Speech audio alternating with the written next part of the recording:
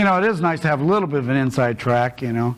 And you get the blessing every week of having the most intelligent grandchild in the world present with you all the time. It's just the way it is.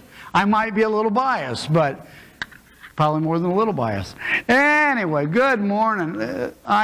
Lisa will be here in just a little bit. We still have, we're on the wrong side of the tracks this morning, so we're out of power. And I was up early and said, "Oh, great," but we're fine.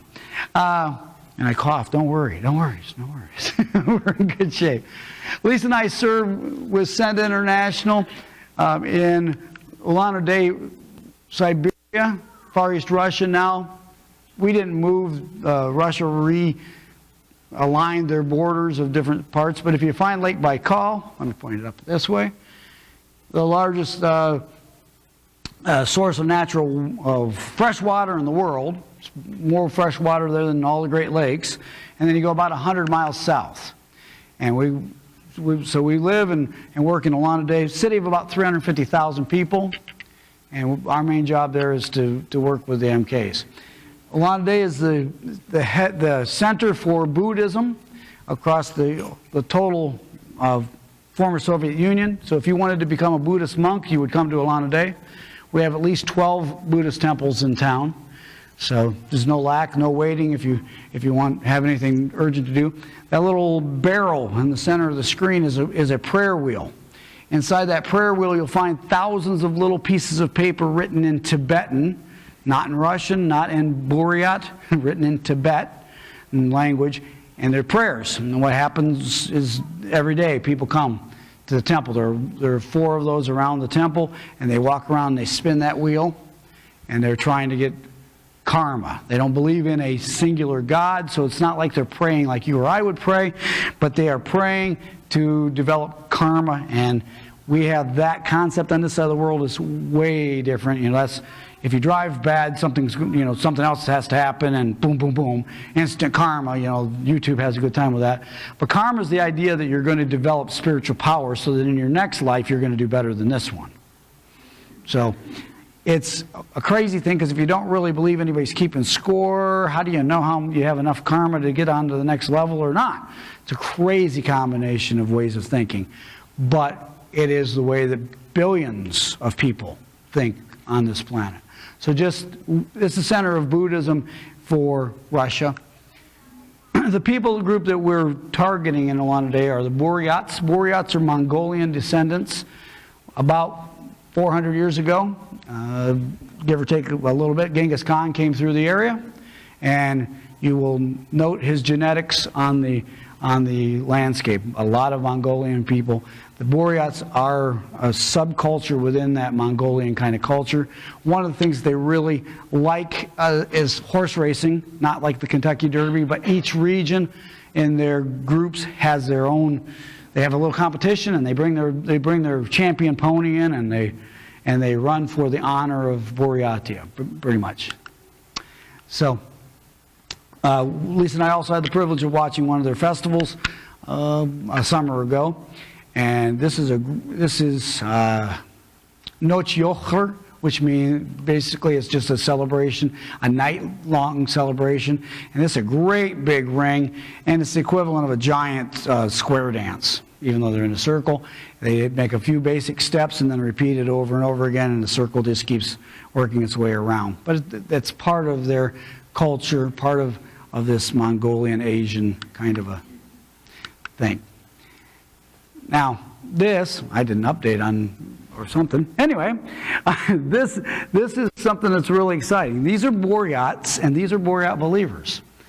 And if you go to YouTube, that's what's supposed to be on here. If you were to go to YouTube and type in Psalm 91 Buryat, and you will get the video that this is a clip from. There's a group of believers now in Ulan-Ude who are writing their own praise music in a Buryat style, and they're putting it out on YouTube. There are several videos out there, and that. Buryat is B-U-R-Y-A-T, I think you'll find it. Buryat Psalm 91. And they do it in English, or they do it in It's in Buryat, and if Brandon finds it, we can switch over, and I'd love to show you this video this morning before I kick in to talk about MKs just a little bit. But the significance of that. Most of us enjoy our time of worship, of singing worship in worship services. But how many of you want to sing this morning in Gaelic? How many of you would like to sing this morning in Russian with me? All right. Tihaya noch, diraya noch. Oh, you don't want to do that. It doesn't speak to your heart. Okay, this is what speaks to the heart of a Buryat. Go ahead and play it, Brandon. I'll pause. Of local believers, and the area you were seeing is the area just outside of the city of Ulana-Day. So it's high step and that type of thing. Okay, we'll get back. So working among the Buryats, that's what our team is doing. Lisa and I, our particular focus is to work with these guys, MKs. And I put my Bible down somewhere, but I'll find it a little bit. We have adopted the verse in 1 Thessalonians 2:8 that says, we share not only the gospel with you, but also our own lives. And that makes a huge difference. We're not just there to preach and do that type of thing. Actually, I don't, because my Russian really stinks, and I would feel really bad. But I can when I need to. But this is our focus. Because at the heartbeat of what we do, we don't want any of the MKs that we are associated with to not be in love with the Jesus their parents came to serve. And too often that happens. And unfortunately, we've watched that happen in the 10 years that we've been in Ulana-Day. We have watched families fall apart, come home, and some of their kids want nothing to do with the church, nothing to do with Jesus, because they burn out from what their parents have gone through. It doesn't always work that way, and it's not for sad stories, but the reality is, in this picture we have 2 Canadians, 2 from the U.S., and 1 from Switzerland. So it's fun to work with them. Art, you might tell them what MK stands for. Oh, MKs, short for Missionary Kids. So I have 2 of them that officially went, and it kind of hit me the other day, to some extent in the sacrifices that are made on the other way. Elizabeth's a missionary kid by abstentia. Okay, just to understand, because she's mine. Okay, so, but in reality, when you refer to an MK, you usually refer to someone who's lived a significant portion of their life in another culture. They're often called TCKs, also third culture kids, so that would be similar to what happens when you have a foreign diplomat, military kids that are taken overseas sometimes, and other. I had one other thought there, but people who are displaced and bring their kids along so that their children work in 2 different cultures. I'm going to talk about that and a whole lot more. That's what this is for in just a little bit. Okay, this is the Gustafson family, Annika, Ella, Ike, and the parents are Leif and Jamie. But we work with them, provide educational services for them. And this is the Gustafson kids are extremely easy to teach because they are just hungry to learn. I have a weird thing on my phone. I have an app that lets you see when the International Space Station will fly over. And this was the first time they actually saw the International Space Station go over. And they called up and sent a WhatsApp video to say, hey, it's right, we saw it. Not that impressive. I'll show you sometime if you want. It's just a little dot going across the sky. But they're really fun to teach. And Lisa and I have been itinerant for the last couple of years, in that one of our families that we've been working with, the Gustafsons, live out in the village, and the Brubaker family lives on the other side of town. They're separated by there's about an hour's drive between the 2 of them. And to come to a central location didn't make a lot of sense to have the moms driving all day, bringing the kids and taking them back. So Lisa and I are often on the bus, 7 o'clock in the morning, ride an hour out to one place or the other. This last year was really weird, but not too much detail, and we'll move on just a little bit. But this is in their house where we teach. Now this is a little bit older, but there is an advantage to having MKs along with you when you have a ministry going on. And that's as they play in the village, those little Buryat kids come flocking to their yard. They come to play with the fancy Westerners' toys. They come to play with the kids.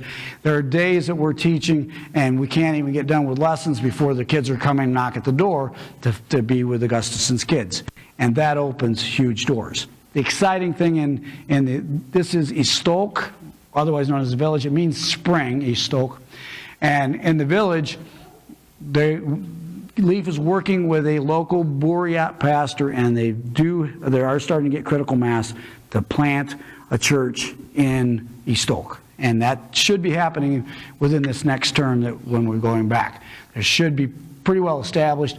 Leaf is getting to the point where he's ready to turn it completely over and let it go, let it fly. Because that's really what we're intending to do as missionaries, is work ourselves out of a job. Let me see. The other family we've been working with are the Brubaker families. They're from Canada, and we've had the privilege of working with them, but there's a change within Send. Dave was promoted, and that's lovely. I'm glad he was promoted. He's now the regional director of Eurasia, but the bitter side of that is he's moving to Ukraine, back to Kiev, to have a more central role, working with Kiev, working in Ukraine, Russia, and Kazakhstan. As directing that, and so they wanted to put him in Ukraine. Well, I'm not going to make that commute every day. it would take more than a day to do that. So that will effectively, we're going to be losing our ministry with these guys, and that's a little hard for me. I've known Matthew since he was in diapers, and just works that way. They are a very big part of what we've been doing for the last 10 years. Let me move this forward. Now, on the other side of things, when you live in a culture, you can't help but rub off on people. These are our closest folks, and this is Eloy's competition coming up here, because these are our Russian grandkids. This is Sasha and Lena and Kolya and Yaroslav. And we had the privilege, they do things differently over there. We had the privilege of going to the hospital and picking up Yaroslav just before we left to come back in September. Can't skip that picture. So they're as close to family as we have in Russia. We've almost adopted Lena a while ago, and they're a delight. Sasha is one of the pastors of our church. A little different church structure there. It's more of plurality of elders, but Sasha is basically the administrative pastor, and he is the head of the drug rehabilitation center that the church runs. So he's constantly, his phone rings like a pinball machine. So a little worried about him that way, but try to help him find balance when he's doing that. Okay? Oh, come on. On the other side of that, we also don't mind getting our hands dirty. Some of you who know us know that happens. We can't sit around, especially the redhead in my household. Can't sit around and just wait for stuff to happen. So we last summer we moved a building. Now that sounds a little funny. This building is set up basically like an old log cabin. It's a workshop set up to do training, to give skills to people, basically tied to that rehab center, so that you bring them out of the drug rehab center, but they don't have anything to do, and they'll soon be right back where they were. So what we were doing, we had a team in from Germany. 2 of the guys here are from Germany, and the rest of us are on the team, and the guy up on the wall is Valery, the local. Let me move on. But we basically tore the building apart like Legos and put it back together. And significance there. Just the team. Now, this long piece of paper illustrates something. Hang on, I'll be right back, because I left it back here. I don't know where.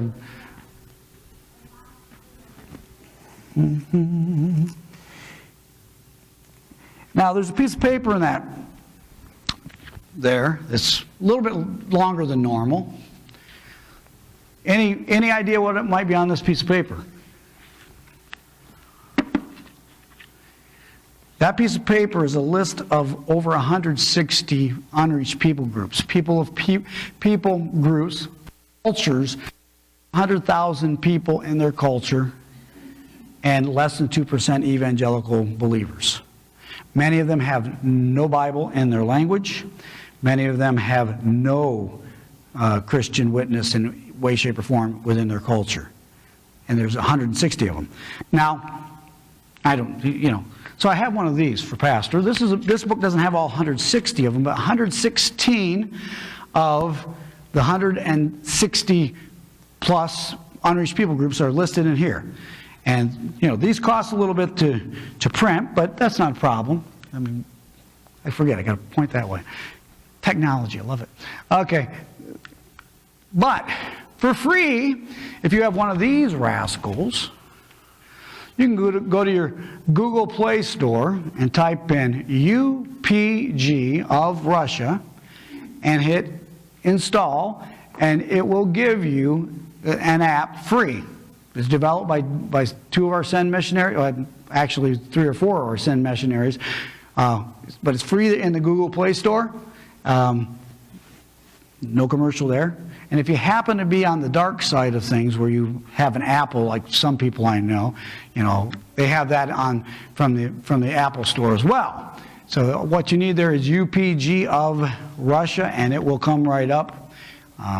It's really easy to use. It brings up a different people group every day. It has all of them in there, but each day there's a prayer reminder for a different people group with enough critical information to tell you what their religion is, how big is the people group, do they have the Bible in their own language, approximately how many believers in their culture.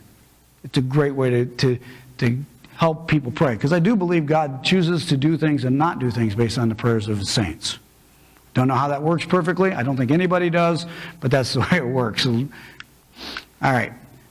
And let me move through this one quickly, not to get too quick about it, but in this one, how can you pray for us? How can you pray for physical and spiritual strength? I've let it be known, and my kids are kind of celebrating. This will be our last term going back to Russia. We'll be there for another 2 years, but we plan on being done for the larger picture of my family on this side of the world. If there was a vote held this afternoon, I lost already. My kids have already told me that. Dad, we've already voted for you to come home, but we believe that God has us to do a few things to finish up decently and in order to make sure that these kids are taken care of and not just go, oh, we're done, and leave them. So pray for our strength. It's not easy. I mean, I'm not ancient yet, but you can tell that I'm not 30 anymore, just to let you know. Okay. Pray for open doors for the gospel, especially out in the village where the church plant is going. Pray for effectiveness of our families. There's no reason for us to be there if our families that are doing this boots on the ground kind of ministry to do the church planting, if they're not effective, we're not effective. And I refuse to waste my life. Pray for safety. Sometimes we think about it in the air, but on the road and all the other ways that you run into it with COVID, all that good stuff. But pray, the last one's kind of significant for us. Pray for teachers to join the team for Send, and I almost guarantee any of your missions across the world would tell you they can use teachers to take care of their MKs. Because there are 2 main reasons that missionaries come off the field. You've heard me say this before. Second one is that nobody's there to take care of their kids. The first one is they can't get along with their teammates, which is kind of scary, isn't it? Okay, just works that way. Missionaries are people too. So if you want to track us a little closer, we have a WordPress blog site where I get something on there about every other month. And Lisa sends out a prayer reminder. Have your email, make sure we do, and you'll hear from us a little more often than you hear from us otherwise. And the last screen is the most important, to say thank you for all you do for us. Okay, Brandon, I'll give you a chance to switch to the other one for a little bit.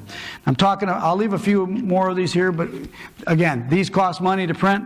The app on your phone is just really good stewardship. Don't worry, these are free to you. I'm just saying they cost something to print, but I try to push folks towards the app because it's better in one sense. Okay, that's church time, Brandon. It's going to say Missionary, MK is the other unreached people group. Should have been like close by, I hope. All right. And I am going to have to run on this. All right. So, Sunday school. Been talking a little bit about MKs. What in the world is an MK? Well, as I already said, there are people who live, children who live in a culture that they may have not have chosen to be a part of. Let me move you forward. Disclaimer to start with this. None of the following information is true of every MK. That is impossible. And I'll demonstrate that in just a little bit. The information here is to let you be intelligent people about how you pray for missionary kids. And to encourage you to pray for missionary kids.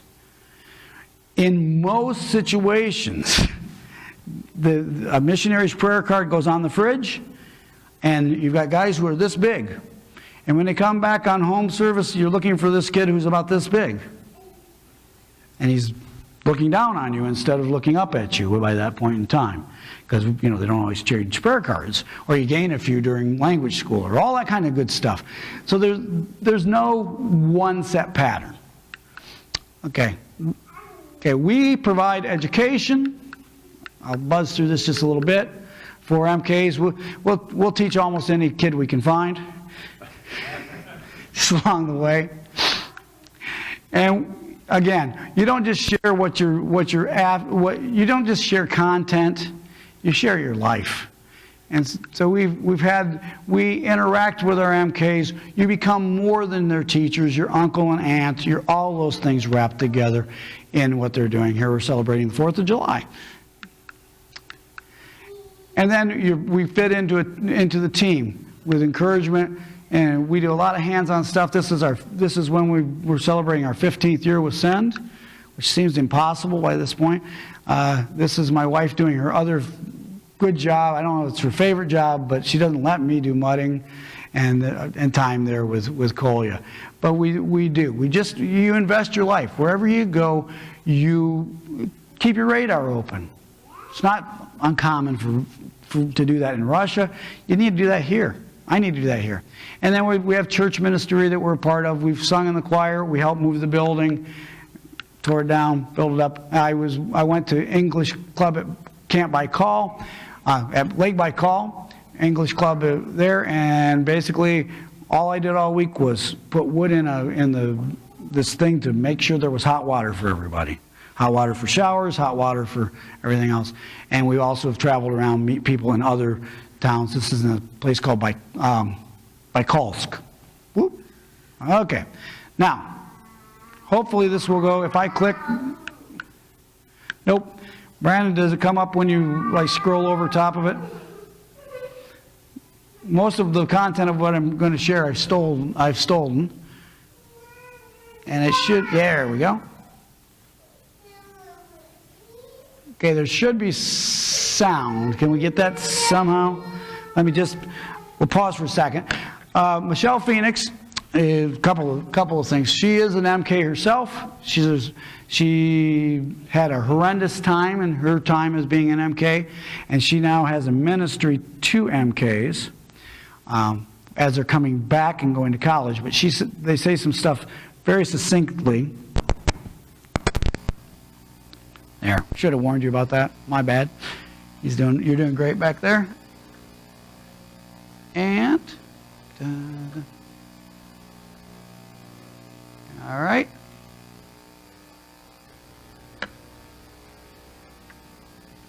All right, I'm hoping. Now, none of these are RMKs, but they are representative. My sound not up.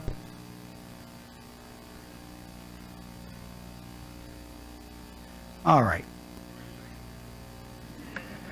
Well, it would be good to let you hear it from their own mouths, but if we're going to have a technical difficulty, I'm going to move on for sake of time, just a little bit. It's the main thing I wanted to see is these kids. Well, hey, all right, patient. I have never been known for being patient. Don't ask Lisa that. Don't ask my other son-in-law Daniel that. He'll tell you. All right.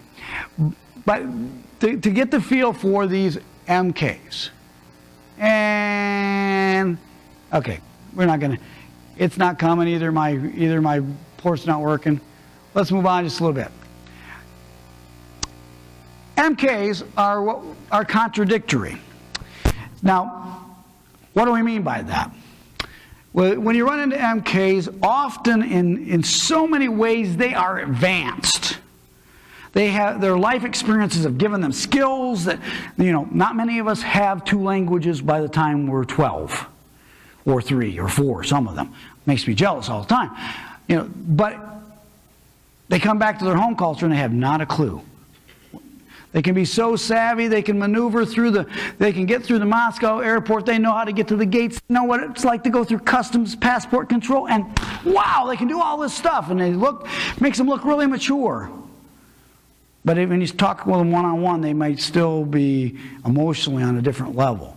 So they're contradictory. In some ways, they're looking so far advanced. They might be 2 or 3 years ahead of themselves. In other ways, they are lagging way, way behind. And if people aren't aware of that, they don't understand what's happening when their MKs come back, when the missionaries come back on home service and they're here for 6 months or so, or a year.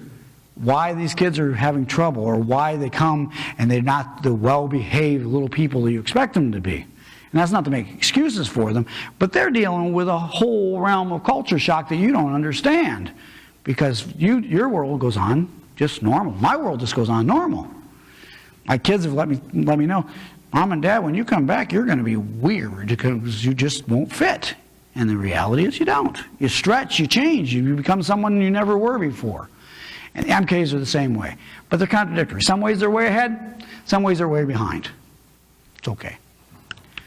They're complex, and that's what this is for. I need a victim, and I've already picked the victim. Her name is Janelle, because she just needs to come. She's just been too ornery the last couple of days. I know. I'll give you the full report, okay? Oh, you didn't know this was coming. All right. So, Janelle, we're going to pretend you're an MK. All right? Being a Wilson's almost like being an MK, right? All right. Now, we're going to let the red represent your Americanness. All right? So here you go. Here's a piece of, yeah? And so we're going to pick you up, and we're going to let you come to Russia. Okay? So you're going to be in Russia a couple of years. Go ahead, and you're living daily life. Just go ahead and, play with that, squeeze it together, move it around. So, that's the funny thing that happens. Missionaries go to a place and they take their kids with them. Kid didn't choose to come. And all this stuff is happening around. And, you go to the grocery store and they do things differently. You can't just go to the shelf and pick things off. You got initially there's some stores you got to say, I want that, and they give it to you. All these different things that go on. You ride public transportation, you ride a metro system, keep going, you can play with it a little bit. And all of this stuff happens. And then their parents do this really weird thing about every 4 years. You got this 3-year-old MK, and now it's the 4th year, and up there, parents say, it's time to go, where? We're going home. They're not going home. So you come back to America. You get a little more, here you go. Go ahead. Have a little more taste of America. And they're here, and everything in America just stays the same. Nobody uses different language than they used to use 2 or 3 years ago. Everybody's still happy and gay around here, right? That's good. We use all kinds of language, right? Or, let's see, it used to be you could call someone black, but now you can't. I don't know whether you can call them black or, oh wait, yeah, maybe I can, maybe I can't. Culture does all these flip-flops. Clothes styles change. All kinds of things change. The music that their parents have been listening to, the Christian music even, that their parents have been listening to for the last 4 years, nobody plays that anymore. So you come to church and you don't know the language, you don't know what's going on, and it kind of messes up. And then, they breathe and they say, okay, now they're going to get back on the plane and they go back to Russia, second term. Nice. Isn't that nice? And they go through a few cycles of this. And they come home when they're about 18, 19 years old. Are you done playing with that? Keep squeezing. Okay, and the church looks at them and says, why are you the way you are? They're purple. But the thing is, there are no two MKs of the same color of purple. Because as they process, all of this stuff is damaged. And people ask them really intelligent questions like, do you like living in America better or do you like living in Russia better? And people don't realize that you're kind of trying to ask, do you like being an American? Do you like pizza better? People think that's the way they're asking questions, but the MK looks at that and says, I don't know. What makes you do what you're doing? I don't know. You can play with that. Give you something when you're getting bored during the next hour. But they're complex. They're not easy to look at and understand. And if there's nobody who's got them on their radar at all, and they come back, it's not hard to see why a lot of MKs, when they come back to their parents' home culture, tank out. Because nobody really understands them or cares about that. They're interested in what their parents have been doing, and they come along, and often they have to go through what I call the dog and pony show. Here, stand up, show them your kids, blah, blah, blah, blah. Oh, please don't do that. I'm sorry, it sounds really nice and good, but don't do that to MKs. Try to eliminate a couple of words. I usually preach at the end of this. Try to eliminate the words should and ought when you're looking at MKs when they're coming back. And give them room to fail. That sounds a little weird, but be the safety net they need so that when they do fail, they know where to come for the help they're going to need. Because it's inevitable. Any of you gone through this week without failing, any way, shape, or form? If I see a hand come up, I'm going to say you just did, because you probably just lied to me, okay? Got the point. I haven't made it through this week living in perfect sinless victory. It's been given to us, but anyway, not appropriated all the time. Got that idea? Complex. They're also conflicted. Now, I have 2 children who are MKs. And I have a couple others who, by absentia, who were left behind, have this kind of a relationship with my ministry in Russia. Just going to be dirt level honest here. You get in a love-hate relationship. If you were to ask one of them who went with us, did you like living in Russia? And they would say, yeah, absolutely loved being there.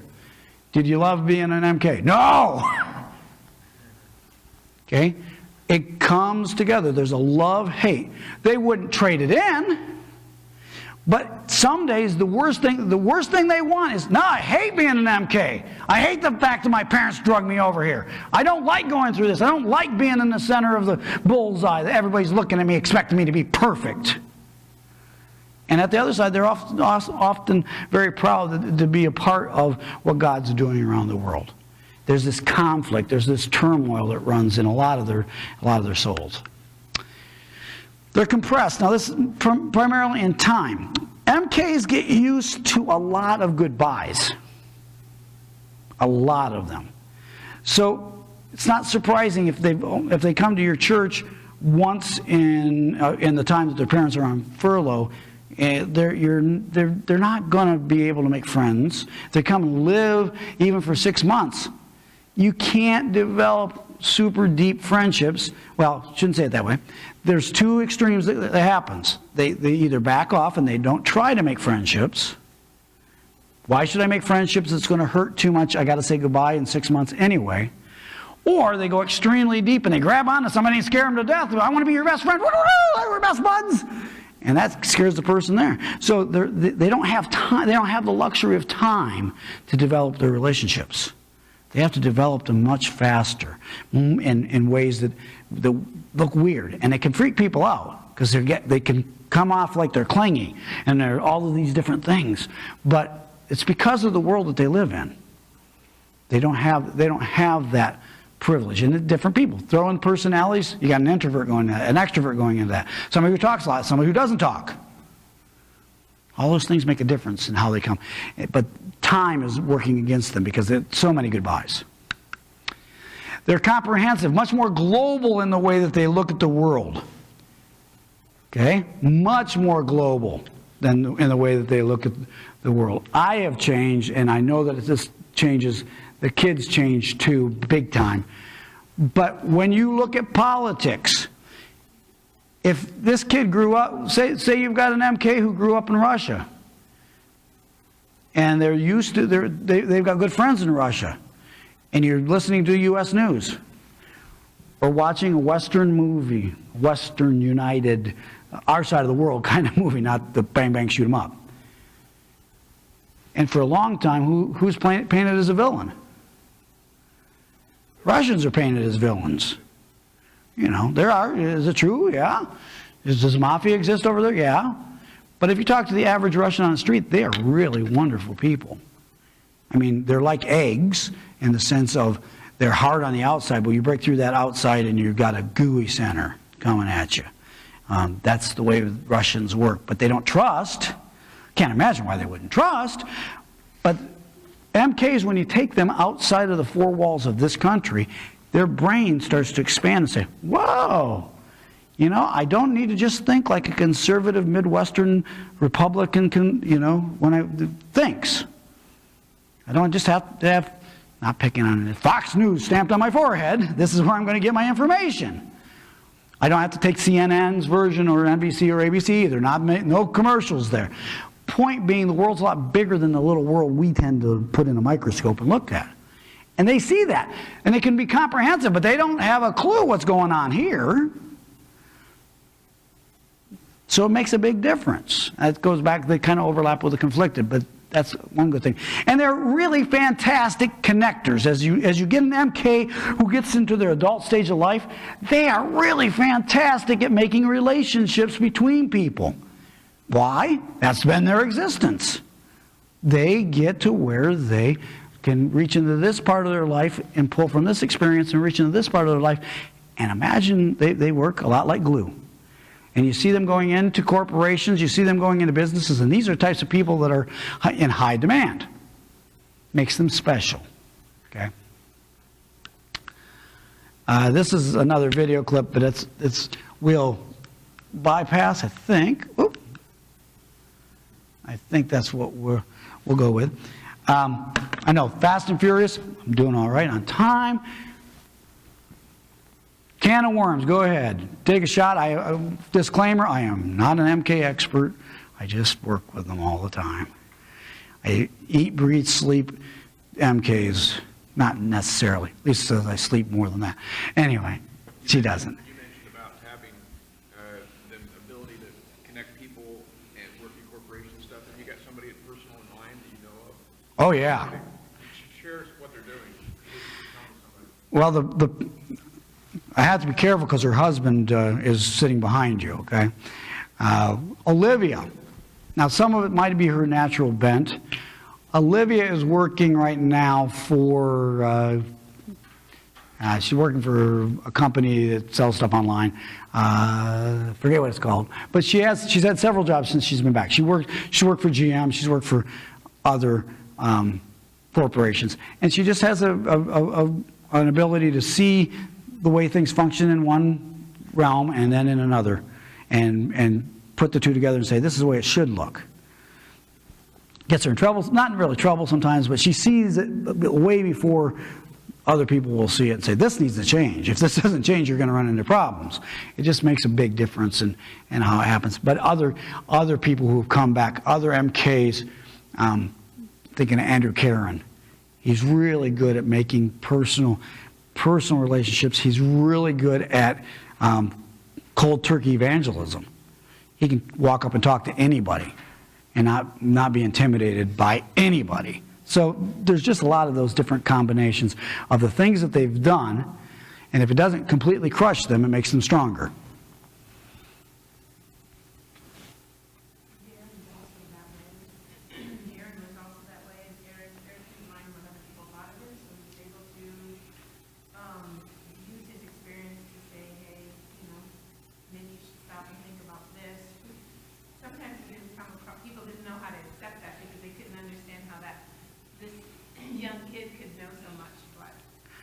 Sometimes them kids will come off and they'll be very, very tactful, and sometimes not at all. Again, in other words, sometimes because they've dealt with so many different kinds of people, they can kind of stand back and watch and figure out how the pieces come together and then be the connector. And sometimes they blurt it out and have no sense whatsoever about what they're about to say, how that's going to be received. Just happens. Yeah. They were in Russian culture that is accepted, and so you come back here to the U.S. culture and it's not necessarily accepted. All right. Going once. Going twice. All right. All right, thank you. I You're welcome. appreciate that so much.